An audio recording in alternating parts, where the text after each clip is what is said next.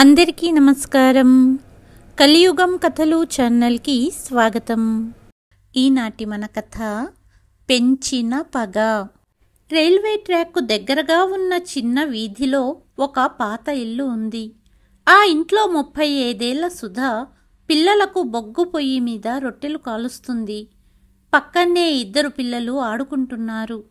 అమ్మా, రాత్రయింది, నాన్న ఇంకా రాలేదెందుకు అని 7 సంవత్సరాల కొడుకు కిటికీలోంచి బయటకు చూస్తూ చెప్పాడు. బాబూ, నాన్న వస్తారులే, నువ్వు ముందు భోజనం చెయ్యి అని సుధా చెప్పింది. లేదమ్మా, నాకు భోజనం వద్దు, నాకు జిలేబీ తినాలనుంది. ప్రతిరోజు జిలేబీలు కావాలని నాన్నను అడుగుతూనే ఉన్నాను, కానీ ఎప్పుడూ తీసుకురాలేదు. ఈరోజు రాత్రి ఖచ్చితంగా జిలేబీలు తెస్తానని నాన్న చెప్పాడు అని అన్నాడు కొడుకు. పెద్ద కొడుకు చెప్పింది విని సుధా 4 సంవత్సరాల చిన్న కొడుకు కూడా ఉల్లాసంగా, అవునా, అప్పుడు నాకు కూడా నాన్న జిలేబీ తెస్తాడు కదా అని అన్నాడు.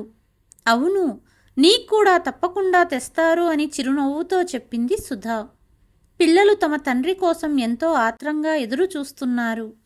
కాసేపటికి పిల్లలకు నచ్చచెప్పి రొట్టె తినిపించింది సుధా. అప్పుడే సుధా గడియారం వైపు చూసింది. సమయం రాత్రి 11 గంటలవుతోంది. భర్త ఇంకా ఇంటికి రాలేదు. సుధా మనసులో ఆందోళన మొదలయ్యింది. ఆందోళన ఎందుకంటే ఆమె భర్త కమల్ తరచూ రాత్రి ఇంటికి తిరిగి వచ్చేటప్పుడు తన స్నేహితులతో కలిసి మద్యం తాగడానికి వెళ్తాడు. కేవలం 1 వారం క్రితమే, ఏవండి, మన పిల్లలు పెద్దవారవుతున్నారు, 2 నెలల్లో 3వ బిడ్డ కూడా ఈ లోకంలోకి రాబోతుంది. ఇకనైనా మీరు మద్యం తాగడం మానేయాలి, లేకపోతే మన పిల్లల భవిష్యత్తు పాడవుతుంది. పిల్లల గురించి కొంచెం ఆలోచించండి, వారి భవిష్యత్తు కోసం డబ్బు ఆదా చేయండి అని భర్తతో చెప్పింది సుధా. భార్య మాటలు విని, నువ్వు చెప్పింది నిజమే సుధా, నేను పిల్లల కోసం 1 రూపాయి కూడా ఆదా చేయలేదు. ఇక నుంచి పిల్లల గురించే ఆలోచిస్తాను. నీకు మాటిస్తున్నాను, మద్యం తాగను అని అన్నాడు కమల్. సమయం 12 దాటింది. సుధా ఆందోళన కూడా పెరుగుతూనే ఉంది. బయట రైల్వే ట్రాక్ మీద రైళ్ల శబ్దాలు వినపడుతూనే ఉన్నాయి, కానీ ఆమె భర్త గురించి ఎలాంటి సమాచారం లేదు. సుధా ఎలాగోలా పిల్లలకు నచ్చచెప్పి నిద్రపుచ్చింది, కానీ ఆమె కళ్ళకు నిద్ర దూరమయ్యింది. తరచూ ఆమె తలుపు వైపే చూస్తూ ప్రతి రైలు శబ్దానికి ఉలిక్కి పడుతోంది. అప్పుడే తలుపు తట్టిన శబ్దానికి వెంటనే లేచి సుధా తలుపు తెరిచింది.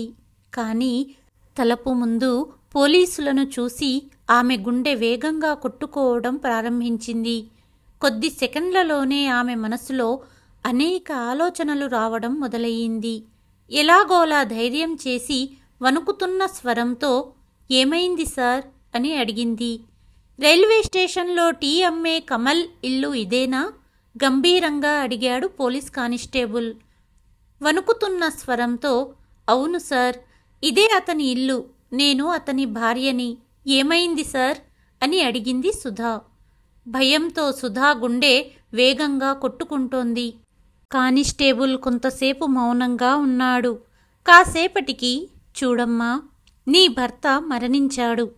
మద్యం మత్తులో రైల్వే ట్రాక్ను దాటుతుండగా ఎక్కువ మద్యం తాగి ఉన్నందున ఎదురుగా వస్తున్న రైలు కూడా చూసుకోలేదు. అందుకే అతను అక్కడికక్కడే మృతి చెందాడు. అతని మృతదేహాన్ని పోస్టుమార్టం కోసం ప్రభుత్వ ఆసుపత్రికి తరలించాము. మీరు రేపు ఉదయం అక్కడికి వెళ్ళి కావలసిన సంతకాలు పెట్టి వారి మృతదేహాన్ని తీసుకెళ్ళండి అని చెప్పి పోలీస్ కానిస్టేబుల్ వెళ్ళిపోయాడు. సుధా ఇంటి గడప వద్ద నిలబడిపోయింది. ఆమె కళ్ళ ముందు చీకటి కమ్ముకుంది మరియు తన శరీరం వణుకుతుంది. తలుపును పట్టుకొని కూర్చుండిపోయింది. ఆమె 2 కళ్ళు కన్నీళ్లతో నిండిపోయాయి. భగవంతుడా, ఇదంతా ఏం జరిగింది? నీకు నా మీద కొంచెమైనా జాలి లేదా? నా పిల్లల గతేంటి అని తన మనసులో ఎన్నో ప్రశ్నల వలయం తిరుగాడుతున్నాయి. బాధ పంచుకోవటానికి తనకు అత్తింటివారు, పుట్టింటివారు, తోబుట్టువులు అంటూ ఎవ్వరూ లేరు. మరుసటి ఉదయం ఆమె తనను తాను ఎలాగోలా సంధాయించుకొని పిల్లలను తీసుకొని హాస్పిటల్ వెళ్ళి పిల్లలకు తండ్రి చివరి చూపు చూపెట్టింది. తెలిసి తెలియని వయసున్న 2, అమ్మా, నాన్న ఇక్కడ ఉన్నాడేంటి అని అడుగుతున్న ప్రశ్నలకు సమాధానం చెప్పలేక బోరున విలిపించింది సుధా. కాసేపటికి తన భర్త అంత్యక్రియలు జరిపించింది. కానీ ఆ తర్వాత ఆమె జీవితం పూర్తిగా అస్తవ్యస్తమయ్యింది. దాదాపు 1.5 నెల అవుతోంది. భర్త సంపాదనలో ఇన్నాళ్ళు కొంచెం కొంచెం ఆదా చేసిన డబ్బు కూడా ఖర్చయిపోయింది. ఇక సుధకు జీవనోపాధికి ఏ మార్గమూ లేదు. పిల్లల కడుపు నింపుకోవడం కోసమైనా ధైర్యం చేసి చుట్టుపక్కల ఇళ్లల్లో పని కోసం వెళ్ళింది. కానీ గర్భవతిగా ఉండటం వల్ల అందరూ ఆమెకు పని ఇవ్వడానికి నిరాకరించారు. ఆమె పరిస్థితి చూసి, గర్భవతివి, నువ్వు ఇప్పటికే చాలా బలహీనంగా ఉన్నావు. నీ భారాన్ని మరింత పెంచాలనుకోవడం లేదు. బిడ్డ పుట్టిన తర్వాత కనిపించు అని చెప్పారు. నిరాశతో సుధా ఇంటికి తిరిగి వచ్చింది. ఇంటికి వచ్చేసరికి ఇంట్లో ఆమె పెద్ద కొడుకు గోలు అనారోగ్యంతో ఉన్నాడు. జ్వరంతో వణుకుతూ గోలు చాపపై పడుకున్నాడు. ఆ చిన్నారి కళ్ళల్లో ఒక వేదన కనిపిస్తోంది. పిల్లవాడు తల్లిని చూసి దగ్గరగా రమ్మని సైగ చేశాడు. సుధా అతని దగ్గరకు వెళ్ళి కూర్చొని అతని నుదుటిపై చెయ్యి వేసింది. గోలు ఆశతో ఆమె వైపు చూస్తున్నాడు. కానీ ఆమె దగ్గర అతనికి మందు కొనడానికి డబ్బు లేదు. మరోవైపు 4 సంవత్సరాల చిన్న కొడుకు సోను, అమ్మా, కడుపు నొప్పిగా ఉంది. నేను నిన్నటి నుండి ఏమీ తినలేదు. చాలా ఆకలిగా ఉంది. తినడానికి ఏమైనా ఇవ్వమని తన ఖాళీ కడుపుపై చెయ్యి వేసుకుంటూ తల్లిని అడిగాడు. సోను మాటలు విని సుధా హృదయం చలించిపోయింది. తన పిల్లల ఆకలిని తీర్చడం ఎలా అని ఆమెకు అర్థం కావడం లేదు. ఇప్పుడేం చెయ్యాలి అని ఆలోచిస్తూ సుధా కళ్ళు చెమ్మగిల్లాయి. తాను చాలా అసక్తురాలని, నిస్సహాయంగా ఉన్నానని భావించింది. తన పిల్లల ముఖాలను చూసి తనకు చాలా బాధగా అనిపించింది. ఆకలితో వేదన పడుతున్న కొడుకు, అనారోగ్యంతో ఉన్న ఇంకొక కొడుకును చూసి, ఛీ, కన్నబిడ్డల కడుపు నింపలేని నేను ఒక తల్లేనా? కనీసం నా పిల్లలకు ఒక బ్రెడ్ ముక్క కూడా ఇవ్వలేకపోతున్నాను అని ఆలోచిస్తుంది. మరుసటి రోజు ధైర్యం చేసి కొద్దిపాటి సామానులతో ఒక నిర్ణయం తీసుకొని స్టేషన్ వెళ్ళింది. 9 నెలల గర్భవతి అయిన సుధా వెళ్తున్న రైలులో ఎక్కి ప్రయాణికులకు టీ ఇవ్వడం మొదలుపెట్టింది. అది ఉదయం కావటంతో రైల్వే స్టేషన్ కిటకిటలాడుతోంది. చేతిలో టీ కెటెల్ తీసుకొని ఒక రైలు నుండి ఇంకో రైలుకి పరుగులు తీస్తోంది సుధా.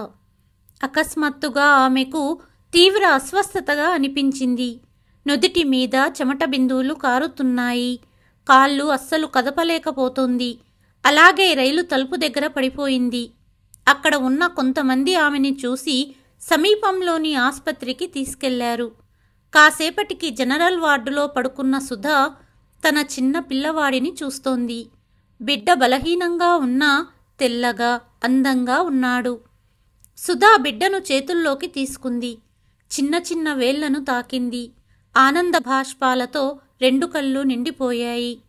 పుట్టకముందే తండ్రి ఆశ్రయం కోల్పోయావు అని భర్తను గుర్తు చేసుకుంది. అదే ఆస్పత్రిలోని ప్రైవేటు వార్డులో, నా బిడ్డ ఎక్కడా? మీరందరూ నా బిడ్డ ముఖం కూడా నాకు చూపించలేదు. కనీసం నా చేతుల్లోకి తీసుకోనివ్వండి. నా బాబు ఎక్కడ ఉన్నాడో ఎందుకు చెప్పడం లేదు అని అక్కడున్న వారందరినీ అడుగుతూ ఒక స్త్రీ కేకలు వేస్తూ ఏడుస్తూ ఉంది. అక్కడే నిలబడి ఉన్న ఆమె భర్త ఒక పెద్ద వ్యాపారి. ఊర్మిళ, నువ్వు ఆందోళన చెందకు. బిడ్డకు కొంచెం అస్వస్థతగా ఉంది కాబట్టి అబ్జర్వేషన్లో ఉంచారు. రేపు ఉదయం బిడ్డ నీ చేతుల్లో ఉంటాడు అని భార్యను సంధాయిస్తున్నాడు. అక్కడే నిలబడిన డాక్టర్ కూడా అవును మేడం అంటూ తల ఆడించింది. అంతలో డాక్టర్ సైగ చేయటంతో పక్కనే ఉన్న నర్సు ఊర్మిళకు నిద్రమందు ఇచ్చారు. వాస్తవానికి వ్యాపారి భార్య ఊర్మిళ 8 సంవత్సరాల తర్వాత తల్లయ్యింది. కానీ బిడ్డ పుట్టిన కొన్ని నిమిషాల్లోనే ఆమె బిడ్డ చనిపోయాడు. డాక్టర్ వ్యాపారిని పిలిచి, మీ భార్య ఆరోగ్యం బాగోలేదు. ఆమెకు బిడ్డ చనిపోయిందని తెలిస్తే ఆవిడ తట్టుకోలేదు. మనం వేరే ఏర్పాట్లు చెయ్యాలి అనింది. అంటే అడిగాడు వ్యాపారి. వేరే బిడ్డను ఆమెకు పుట్టినట్టు ఆమె చేతుల్లోకి ఇవ్వాలి అని చెప్పింది డాక్టర్. అప్పుడే ఒక నర్సు వచ్చి, డాక్టర్, ఈరోజు జనరల్ వార్డులో కొడుకును ప్రసవించిన ఆ మహిళ ఇంటికి వెళ్ళాలని పట్టుబడుతోంది అనింది. ఆమెను ఇంత త్వరగా ఇంటికి పంపలేము అనింది డాక్టర్. కానీ మేడం, ఆమె వినడానికి సిద్ధంగా లేదు. ఆమె ఇంట్లో ఆకలితో ఉన్న 2 పిల్లలు ఉన్నారని, ఆమె తప్ప ఈ లోకంలో ఆ పిల్లలను చూసుకోవడానికి ఎవ్వరూ లేరని చెబుతోంది. ఈ మాటలు విన్న డాక్టర్ జనరల్ వార్డుకు వచ్చారు. వెనకే వ్యాపారి కూడా వచ్చాడు. సుధా, మీ ఆరోగ్యం ఇంకా బాగోలేదు కాబట్టి ఇప్పుడు మీరు డిశ్చార్జ్ అవ్వలేరు అని డాక్టర్ చెప్పింది. దీనికి సుధా చేతులు జోడించి, డాక్టర్ గారు, నా 2 పిల్లలు ఇంట్లో ఒంటరిగా ఉన్నారు. వారికి తినడానికి ఏమీ లేదు. నేను తప్ప వారికి ఎవ్వరూ లేరు. నేను వెళ్ళాలి అని బతిమాలింది. కానీ ఆస్పత్రి ఫీజు గురించి నర్సు చెప్పగానే డాక్టర్ చేతి సైగతో నర్సును ఫీజు అడగకుండా ఆపింది. సుధా మాటలు విని డాక్టర్కు ఆమెపై కనికరం వచ్చి ఆమెను వెళ్ళనిచ్చారు. కానీ ఈ సంఘటనంతా చూసిన వ్యాపారికి మనసులో ఒక ఆశ కలిగింది. సమయం వృధా చెయ్యకుండా అతను కూడా ఆస్పత్రి నుండి బయటికి వెళ్ళిపోయాడు. రాత్రవుతుంది. తన చిన్న బిడ్డను కొంగులో కప్పుకొని సుధా ఇంటికి చేరుకుంది. ఇంట్లో పిల్లలు తల్లి కోసం ఎదురు చూస్తున్నారు. ఆకలితో బాధపడుతున్నారు. వారి ఏడుపు ఆమె గుండెను చీల్చివేస్తోంది. చివరికి పక్కింటి వారు తనకు సహాయం చేస్తారనే ఆశతో పక్కింటి ఇళ్లకు వెళ్లడం మొదలుపెట్టింది. మొదటి ఇంటి తలుపు తట్టినప్పుడు బయటకు వచ్చిన మహిళ సుధను చూసి ఎద్దేవా చేస్తూ, నీ పొట్టనే పోషించుకోలేవు, ఇంతమంది పిల్లలని ఎందుకు కన్నావు అని అడిగింది. సుధా మౌనంగా తలదించుకుంది. కానీ ఏం చెయ్యగలదు? 2 చేతులు జోడించి, అక్క, పిల్లలు భోజనం తినక 2 రోజులయ్యింది, కాస్త అన్నం ఇవ్వు అని బతిమాలింది. కానీ ఆమె వేడుకోలు ఎవ్వరూ పట్టించుకోలేదు. ప్రతి ఇంటి వద్ద ఆమెను అలాగే తిరస్కరించారు. ఆమె పేదరికాన్ని అందరూ అవమానించారు. సుధా ఇలా ఆలోచించింది. పేదరికం ఎంతటి పెద్ద శిక్ష! మనుషుల మానవత్వాన్ని మర్చిపోతున్నారు అని ఆలోచిస్తూ నిరాశతో ఖాళీ చేతులతో ఇంటికి తిరిగి వచ్చింది. ఇంటి దగ్గరకు వచ్చేసరికి ఆమె ఆశ్చర్యపోయింది. లోపల నుంచి పిల్లల నవ్వులు వినిపిస్తున్నాయి. ఆమె ఆశ్చర్యంతో లోపలికి వెళ్ళింది. తన కళ్ళను నమ్మలేకపోయింది. తన పిల్లల ముందు చాలా ఆహారం ఉంది. కొద్దిసేపటి క్రితం ఆకలితో అలమటించిన పిల్లలు ఇప్పుడు హాయిగా తింటున్నారు. ఏదో అద్భుతం జరిగినట్లు అనిపించి పిల్లల నవ్వులను చూసి ఆమె కళ్ళల్లో మెరుపులు మెరిశాయి. సుధా ముఖం ఆనందంతో వెలిగిపోయింది. అప్పుడే ఆమె కళ్ళు ఇంటి లోపల నిలబడిన వ్యక్తిపై పడ్డాయి. అతను ఒక మూల నిలబడి భోజనం చేస్తున్న పిల్లలను చూస్తున్నాడు. అతను ధనవంతుడిలా కనిపిస్తున్నాడు. సుధకు ఇదంతా అతని పనే అని అర్థమయ్యింది. అతను ఎవరో కాదు, హాస్పిటల్లో బిడ్డను కోల్పోయిన వ్యాపారి. సుధను చూస్తూ, చూడమ్మా, ఒక ముఖ్యమైన పని మీద నేను నిన్ను కలవడానికి వచ్చాను. కానీ నిన్ను కలవడానికి వచ్చినప్పుడు ఆకలితో ఉన్న పిల్లలను చూడలేకపోయాను. అందుకే పిల్లలకు భోజనం తీసుకొచ్చాను అన్నాడు వ్యాపారి. సుధా 2 చేతులు జోడించి పిల్లల కడుపు నింపుతున్న వ్యాపారికి ధన్యవాదాలు తెలుపుకుంది. అప్పుడే నేలపై నిద్రపోతున్న చంటి పిల్లవాడిని చూసి వ్యాపారి వచ్చిన విషయం చెప్పాడు. చూడమ్మా, ఇల్లు గడపటానికి నీ వద్ద ఎటువంటి దారి లేదని తెలుసు. కావాలంటే నీకు సహాయం చెయ్యగలను అన్నాడు వ్యాపారి. ప్రతిఫలం ఆశించకుండా ఈ లోకంలో ఎవరు సహాయం చేస్తారు? ఆశ్చర్యంగా సుధా అడిగింది. నిజమే, నేను ప్రతిఫలం ఆశించే నీకు డబ్బు సహాయం చేస్తానంటున్నాను అన్నాడు వ్యాపారి. ఇంత పేదరికంలో ఉన్న ఈ గుడిసెలో ఏముందని మీరు అడుగుతున్నారు? సుధా అనింది. డబ్బుతో కొనలేని, ధనంతో అంచనా వేయలేని ఒక విషయం నీ దగ్గర ఉంది, కానీ నా దగ్గర లేదు అన్నాడు వ్యాపారి. నిజమా? ఉంటే చెప్పండి, నేను ఇవ్వడానికి సంకోచించను అని అనింది సుధా. సరే అయితే ఈ పుట్టిన బాబుని నాకివ్వండి అన్నాడు వ్యాపారి. సుధా కొద్దిసేపు నిశ్చలంగా నిలబడింది.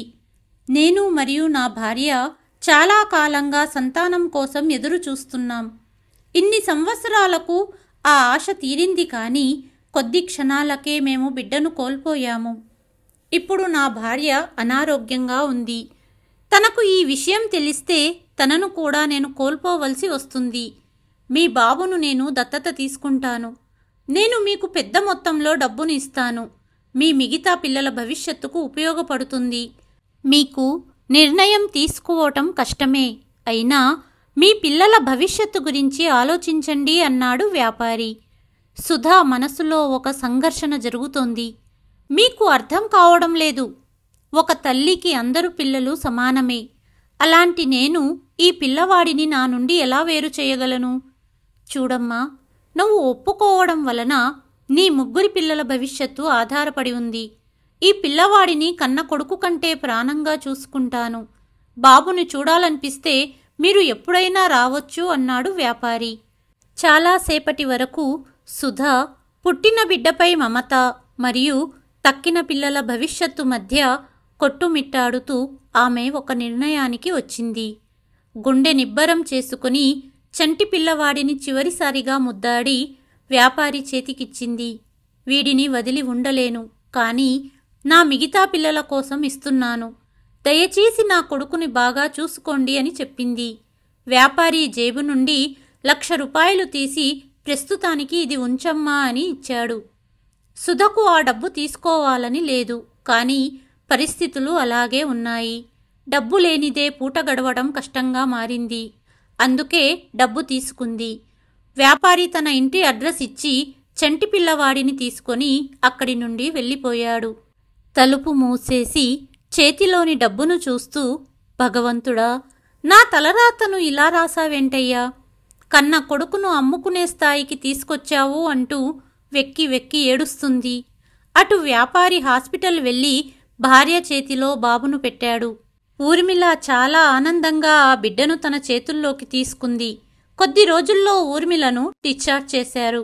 బాబు 3వ నెల చాలా వైభవంగా నామకరణం చేశారు. ఆ బిడ్డకు గోపాల్ అని పేరు పెట్టి ఊర్మిళ గోపాల్ని చాలా ప్రేమగా చూసుకునేది. గోపాల్ని ఒక్క క్షణం విడిచిపెట్టేది కాదు ఊర్మిళ. ఒక పువ్వులాగా కొడుకును చూసుకునేది. వ్యాపారి సుధకు ప్రతి నెలా కొంత డబ్బును ఇస్తూ సహాయం చేసేవాడు. మరోవైపు సుధా తన బిడ్డను అమ్మేశాననే బాధతో వేదన పడుతోంది. దాదాపు 3 నెలలయ్యింది. తన బిడ్డను చూడాలనే కోరికగా ఉంది సుధకు. వెళ్ళాలన్నా ఏ కారణంతో ఇంటి లోపలికి వెళ్ళాలి అనుకుంది. ఊర్మిళకు అసలు విషయం తెలిసిపోతుందేమో అని ఒక క్షణం ఆలోచించింది. ఒకరోజు ఉదయం సూర్యకిరణాలు ఆంగణంలో విరజిమ్ముతున్నాయి. అక్కడ స్విమ్మింగ్ పూల్లో గోపాల్ ఆడుకుంటున్నాడు. నవ్వుతూ కిలాటాలు చేస్తూ ఆనందిస్తున్నాడు. గోపాల్ని చూసి ఊర్మిళ ముఖం వెలిగిపోయింది. కానీ వ్యాపారి మాత్రం ఏదో ఆలోచిస్తున్నాడు. అప్పుడే తలుపు తట్టిన శబ్దం రావటంతో వాచ్మెన్ తలుపు తెరిచాడు. ఒక మహిళ మెల్లగా అడుగులు వేస్తూ లోపలికి వచ్చింది. మేడం, మీకు పనిచేసేవాళ్ళు కావాలా అని అడిగింది. అప్పుడే వ్యాపారి ఆ మహిళ వైపు చూశాడు. ఆమె ఎవరో గుర్తించి ఆశ్చర్యపోయాడు. ఆమె మరెవరో కాదు, కొడుకును తనకు అమ్మేసిన సుధా. అప్పుడు ఊర్మిళ, ఇప్పటికే చాలామంది పనివాళ్ళు ఉన్నారు, మాకు ఎవ్వరూ అవసరం లేదు అని చెప్పింది. సుధా ముఖం వాడిపోయింది. ఆమె స్విమ్మింగ్ పూల్ వైపు అడుగు వేసి, మీ బాబు కదా మేడం? అవును, గోపాల్ వాడి పేరు, సమాధానంగా చెప్పింది ఊర్మిళ. చాలా అందంగా ఉన్నాడు అని నవ్వుతూ చెప్పింది. తన కళ్ళతో ఆ బిడ్డను తనివి తీరా చూసుకుంటూ విచారంగా వెనక్కి తిరిగి వెళ్ళబోయింది. అప్పుడు వ్యాపారి తన భార్యతో, ఊర్మిళ, బాబును చూసుకోవటానికి కేవలం ఒక్క ఆయా మాత్రమే ఉంది, ఈవిడను కూడా పెట్టుకో, నీకు సహాయంగా ఉంటుంది అన్నాడు. విను, నీ పేరేంటి అని అడిగింది ఊర్మిళ. నా పేరు సుధా అని వెనక్కి తిరిగి చూస్తూ అంది. నువ్వు ఏ పనులు చేయగలవు, ఎంత జీతం కావాలి అని అడిగింది.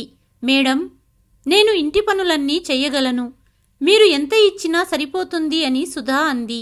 ఎందుకంటే సుధకు ఒకటే ఆలోచన, తన బిడ్డ దగ్గర ఉండాలి. అందుకే తక్కువ జీతానికి కూడా అంగీకరించింది. నువ్వు ఎక్కడుంటావు, నీ భర్త ఏం చేస్తాడు అని అడిగింది ఊర్మిళ. సుధా కాస్త జంకుతూ, ఇక్కడే దగ్గర్లో ఉంటాను, నా భర్త అతను కొన్ని నెలల క్రితం అంటూ ఆమె కళ్ళు చెమ్మగిల్లాయి. ఊర్మిళకు సుధా కన్నీళ్లకు కారణం అర్థమయ్యింది. సరే, నువ్వు రేపురా, నేను నీకు పని అప్పచెప్పుతాను అంది.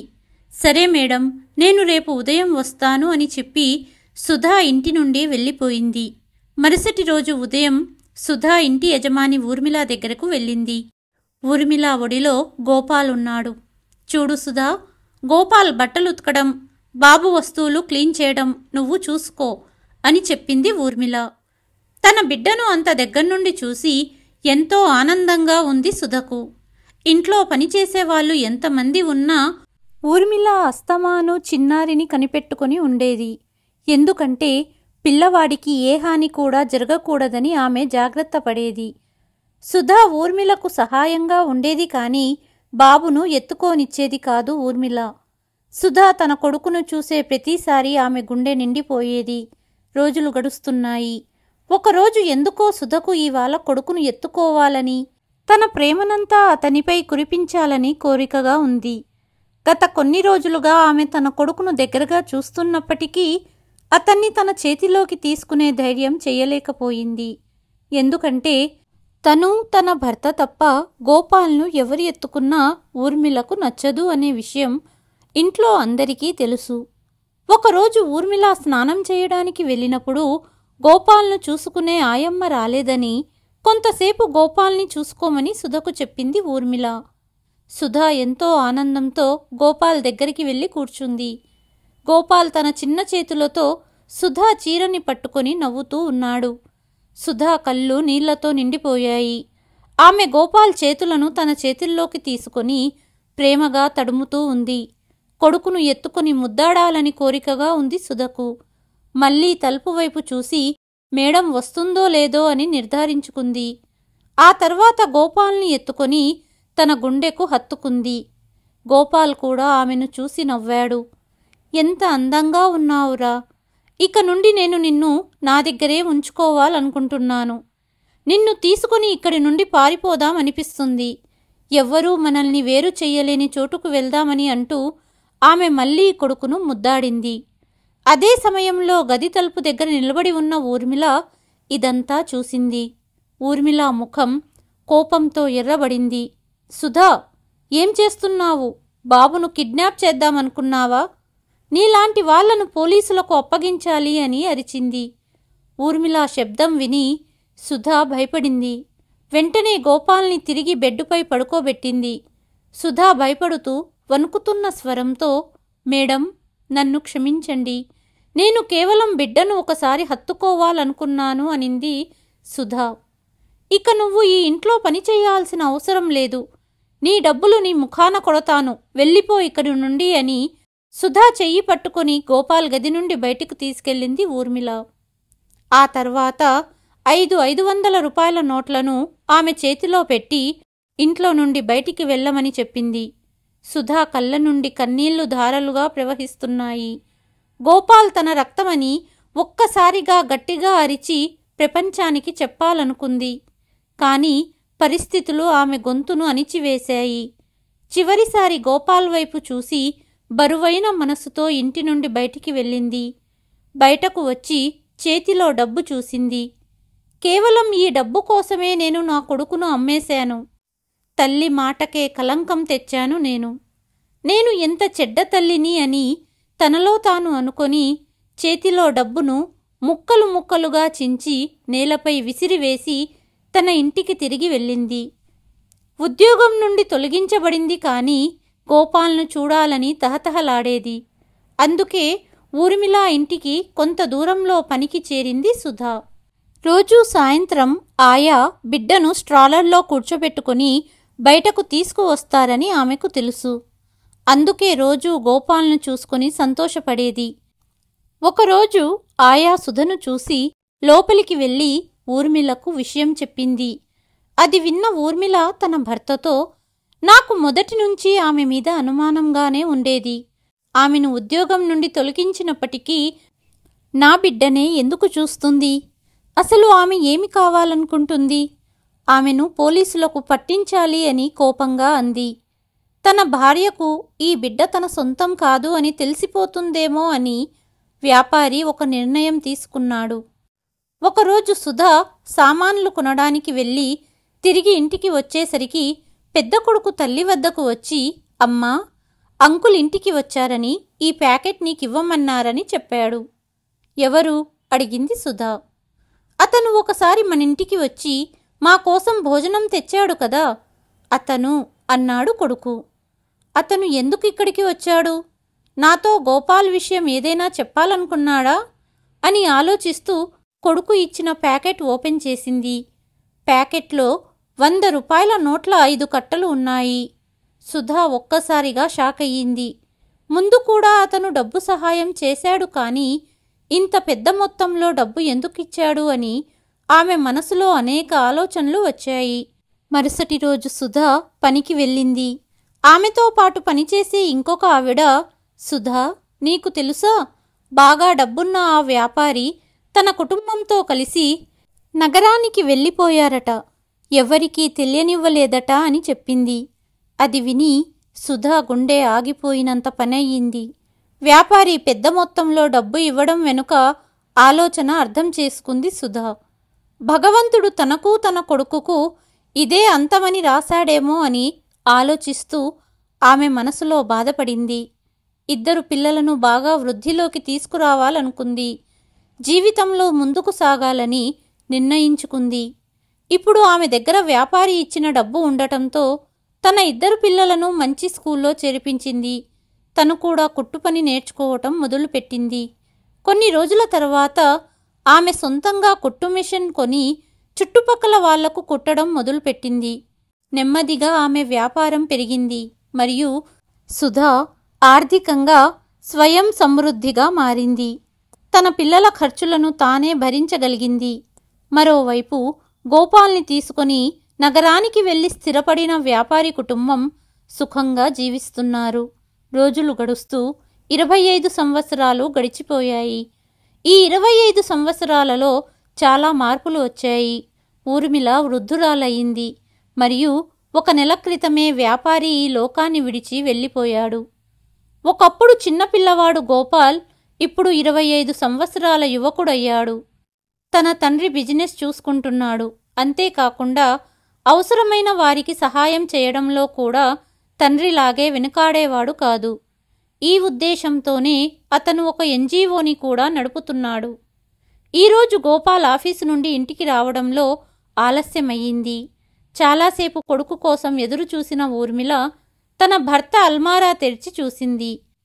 అక్కడ ఒక మూలలో ఆమె తన భర్త డైరీ చూసి చదవడం మొదలుపెట్టింది.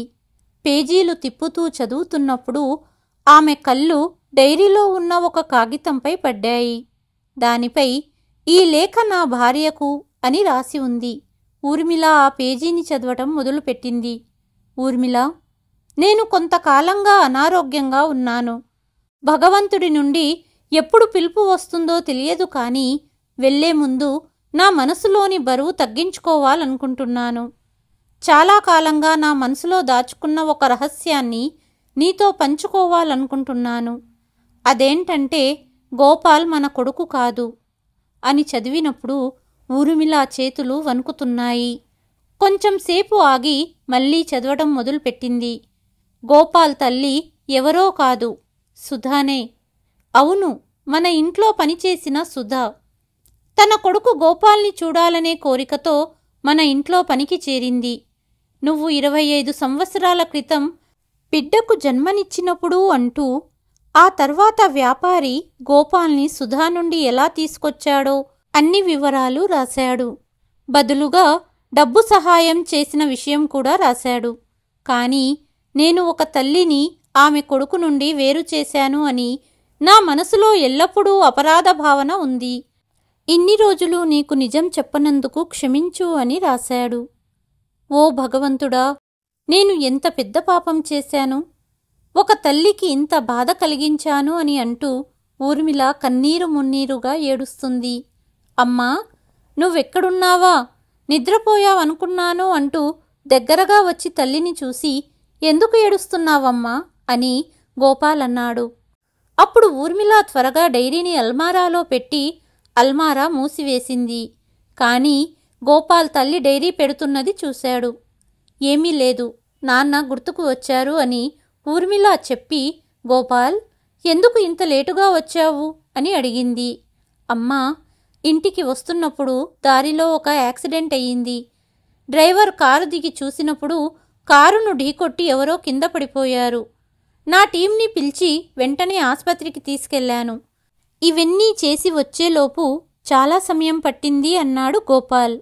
సరే, వెళ్ళి చేతులు ముఖం కడుక్కో, నేను భోజనం వేడి చేస్తాను అని అంటూ ఊర్మిళ గది నుండి బయటికి వెళ్ళిపోయింది. కాని గోపాల్కు తన తల్లి ఎందుకు ఏడుస్తుందో అర్థం కాలేదు. అప్పుడు గోపాల్ అల్మారా తెరిచి డైరీ చూశాడు. అతని తండ్రి అన్ని నిజాలు రాసిన పేజీని చదివాడు. చదువుతున్న ప్రతి పదం అతని హృదయాన్ని కదిలిస్తున్నట్లు అనిపించింది. డైరీ అతని చేతి నుండి జారిపోయి కళ్ళ నిండా నీళ్లతో శూన్యంలోకి చూస్తూ నిలబడ్డాడు. అప్పుడు ఊర్మిళ గది వద్దకు వచ్చి తన కొడుకు దగ్గర్లో నీళ్లపై పడి ఉన్న డైరీ చూసి గోపాల్కు అసలు విషయం తెలిసిపోయిందని తలుపు వద్దే నిలబడిపోయింది. అమ్మా, ఇది నిజమేనా? నేను మీ కొడుకును కాదా అని గోపాల్ తల్లిని చూస్తూ అడిగాడు. ఊర్మిళ ఏమీ మాట్లాడలేదు. తల్లి మౌనంగా ఉన్నందున తన ప్రశ్నకు సమాధానం దొరికిందని అతను అర్థం చేసుకున్నాడు. ఆ తర్వాత, అమ్మా, నన్ను కన్న తల్లిని నేను కలుసుకోవాలనుకుంటున్నాను. ఎక్కడుంటుందావిడా అడిగాడు. ఆమె ఎక్కడ ఉంటుందో నాకు తెలియదు, కానీ ఆవిడను వెతకటం కష్టం కాదు. నీ చిన్నప్పుడు మనం ఉన్న ఊరిలోనే ఉండేది. నేను నీతో వస్తాను అనింది ఊర్మిళ. మరుసటి రోజు ఉదయం గోపాల్ తన తల్లి ఊర్మిళతో కలిసి కన్న తల్లిని వెతకటానికి చిన్నప్పుడు తను పెరిగిన ఇంటి వద్దకు వెళ్లారు. ఊర్మిళకు తెలిసిన పనివాళ్లను అడుగుతూ చివరకు సుధా రైల్వే ట్రాక్ దగ్గర ఉన్న ఒక కాలనీలో ఉండేదని తెలుసుకున్నారు. కానీ అక్కడికి వెళ్లి చూసినప్పుడు వారిద్దరూ షాక్ అయ్యారు. అక్కడ పూర్వం ఉన్న కాలనీ ధ్వంసమయ్యింది. ఒక్క ఇల్లు కూడా లేదు. అన్నీ పెద్ద బిల్డింగ్లు కట్టేశారు. గోపాల్, ఊర్మిళ నిస్సహాయంగా నిలబడి ఇప్పుడేం చేయాలో ఆలోచిస్తున్నారు. అంతలో ఒక ముసలావిడ అటుగా వెళ్తుంది. మీరు వ్యాపారి భార్య కదా అడిగింది. అవును, ఊర్మిళ సమాధానం. ఎవరికోసమైనా వెతుకుతున్నారా? 25 సంవత్సరాల క్రితం ఇక్కడ సుధా అనే మహిళ ఉండాలి అనింది ఊర్మిళ. అవును, నాకు తెలుసు. పాపం, సుధ గురించి చెప్పాలంటే ఆమె జీవితమంతా బాధలతోనే గడిచింది. ముందుగా ఆమె భర్త ఆమెను వదిలి వెళ్ళిపోయాడు. ఆ తర్వాత చాలా పేదరికంలో కూడా తన పిల్లలను పెంచింది. రోజూ కష్టపడేది. పిల్లలు పెద్దవారై వాళ్ల కాళ్ల మీద వాళ్ళు నిలబడితే తన వృద్ధాప్యం సుఖంగా గడుస్తుందని అనుకుంది. కానీ అదృష్టం ఆమెకు లేదు. 2 కొడుకులు చదువులయ్యాక నగరానికి వెళ్లి ప్రేమ వివాహాలు చేసుకున్నారు. తమ ప్రపంచాన్ని ఏర్పాటు చేసుకున్నారు. తల్లిని వారు మర్చిపోయారు. వారు ఆమెను తమ దగ్గరికి తీసుకుని వెళ్లాలని కూడా అనుకోలేదు. వృద్ధాప్యంలో సుధా ఒంటరిగా మిగిలిపోయింది. గత సంవత్సరం కొన్ని ప్రైవేటు సంస్థలు ఈ స్థలాన్ని కబ్జా చేసి ఇక్కడి ఇళ్లను ధ్వంసం చేశారు. ఇళ్లల్లో ఉన్నవాళ్లకు కొంత డబ్బిచ్చారు. ఆమె ఇల్లు కూడా కబ్జాలో ధ్వంసం చేశారు. ఇక తరువాత సుధా కొడుకులను వెతుక్కుంటూ నగరానికి వెళ్ళిపోయింది అని చెప్పిందావిడ. నన్ను కన్న తల్లి ఇన్ని కష్టాలు పడింది, కానీ నేను ఆమెతో లేను. ఆమె కొడుకుగా నేను ఆమె కోసం ఏమీ చెయ్యలేకపోయాను. కనీసం ఒక్కసారైనా ఆమెను కలిసే అవకాశం దొరికి ఉంటే బాగుండేది అని గోపాల్ గద్గద స్వరంతో చెప్పి కన్నీళ్లు తుడుచుకున్నాడు. నిరాశతో కారులో కూర్చొని ఇంటికి వెనుతిరిగారు. కాసేపటికి ఇంటికి చేరుకున్న తర్వాత గోపాల్ ఫోన్ మోగింది. హలో, ఏంటి విషయం? సరే, నేను ఇప్పుడే ఆస్పత్రికి వస్తాను అని ఆందోళనగా చెప్పాడు. ఏమైంది బాబూ అని ఊర్మిళ అడిగింది. నిన్న యాక్సిడెంట్ అయ్యి రాత్రి ఆస్పత్రిలో చేర్చిన ఆవిడ ఆరోగ్యం బాగాలేదటమ్మా. ఆమెకు ఓ నెగిటివ్ రక్తం కావాలట. ఎక్కడా దొరకడం లేదు. నా బ్లడ్ గ్రూప్ సరిపోతుంది. నేను వెంటనే వెళ్ళాలి అని గోపాల్ బయలుదేరాడు. రక్తదానం చేశాడు. 1-2 రోజుల్లో ఆ వృద్ధ మహిళ కొంచెం కోలుకుంది. ఆమెను చూసుకోవడానికి ఎవ్వరూ లేరని తెలిసి గోపాల్ ఆమెను మరుసటి రోజు ఉదయం తన ఇంటికి తీసుకొచ్చాడు. అదే సమయంలో ఊర్మిళ దేవాలయానికి వెళ్ళింది. వృద్ధ మహిళను గెస్ట్ రూమ్లో రెస్ట్ తీసుకోమన్నాడు గోపాల్. తల్లి ఆలయం నుండి తిరిగి వచ్చినప్పుడు గోపాల్ తన తల్లిని ఆ వృద్ధ మహిళను చూసుకోమని చెప్పి బయటికి వెళ్ళిపోయాడు. కాసేపటికి వృద్ధ మహిళ కోసం బ్రేక్ఫాస్ట్ తీసుకొని గది తలుపులు తెరిచి చూసినప్పుడు ఆ వృద్ధ మహిళ ఇంకా దుప్పటి కప్పుకొని అటువైపు తిరిగి పడుకొని ఉంది. గదిలోకి వెళ్ళి దుప్పటిని తీసి, నేను గోపాల్ తల్లిని, లేచి బ్రేక్ఫాస్ట్ చేయండి అని చెప్పింది ఊర్మిళ. చేతి సహాయంతో ఆమెను లేపబోయేటప్పుడు వృద్ధ మహిళను చూసిన ఊర్మిళ కాళ్ల కింద భూమి కదిలిపోయింది. అనారోగ్యంగా ఉన్న ఆ మహిళ ఊర్మిళను చూసి, మేడం మీరా అంటూ ఆశ్చర్యంగా చూసింది. ఆ మహిళ మరెవరో కాదు, సుధా. నన్ను ఇంటి నుండి గెంటేసి 25 సంవత్సరాల క్రితం నేను చేసిన పనికి నాపై ప్రతీకారం తీర్చుకోండి, ఒక్కసారి గోపాల్ని చూపించండి అంటూ వేడుకుంది. సుధా, నాకంతా తెలిసిపోయింది అనింది ఊర్మిళ. అయితే నా కొడుకు ఎక్కడున్నాడు, ఎలా ఉన్నాడు, ఒక్కసారి వాడిని కలవనివ్వండి. సొంత కొడుకు కాదని తెలిసింది, వాడినేమీ చెయ్యకండి అంటూ వేడుకుంటుంది సుధా. అమ్మా, నీ కొడుకు ఇక్కడున్నాడు అని వినగానే సుధా తలుపు వైపు చూసింది. అక్కడ గోపాల్ నిలబడి ఉన్నాడు. సుధా, నా ప్రపంచం గోపాల్, అలాంటి నా కొడుకుపై ఎందుకు పగ పెంచుకుంటాను అనింది ఊర్మిళ. అమ్మా, ఇక నుంచి నువ్వు ఎక్కడికి వెళ్ళనవసరం లేదు అని గోపాల్ ఏడుస్తూ అన్నాడు. నా కొడుకును తిరిగి ఇచ్చినందుకు నీకు ధన్యవాదాలు అని భగవంతుడికి ధన్యవాదాలు తెలిపింది సుధా. గోపాల్ తల్లిని హత్తుకొని, అమ్మా, నేను నిన్ను ఇక ఎప్పుడూ వదలను, ఇక మనం ఎప్పుడూ కలిసి ఉంటాము అని అన్నాడు. అక్కడే నిలబడి ఉన్న ఊర్మిళకు ఆ దృశ్యాన్ని చూసి కళ్ళు చెమ్మగిల్లాయి. కథ కనుక నచ్చినట్లయితే please like, share and subscribe to కలియుగం కథలు. మరి ఒక కథతో మళ్ళీ మీ ముందుకు వస్తాను. అంతవరకు సెలవు.